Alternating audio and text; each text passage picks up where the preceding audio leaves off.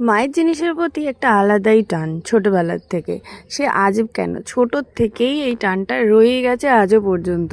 কোনো একটা ক্ষুদ্র জিনিস মায়ের স্পেশাল দিনে মা পড়েছিল, সেটা আমাকে হয়তো দিয়েছে, সেটার প্রতি আমার এখনও খুবই অ্যাট্রাকশান। হাজার জিনিস থাকলেও সেই জিনিসটাই আমার খুব পছন্দ।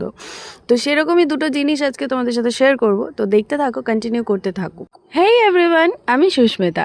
তো আজকে কেন সাজুগুজু করছি তার কোনো কারণ তোমরা হয়তো পুরোটা দেখলে বুঝতে পারবে না। যারা আমার ইউটিউবের ব্লগ দেখেছো তারা তো বুঝতেই পারবে না যে কেন আমি সাজগোজ করছি।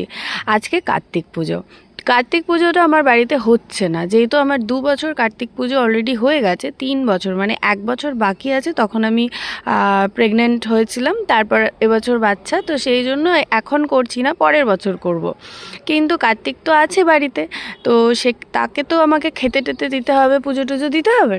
তো তাই ভাবলাম চলো একটু শাড়ি পরে নিই।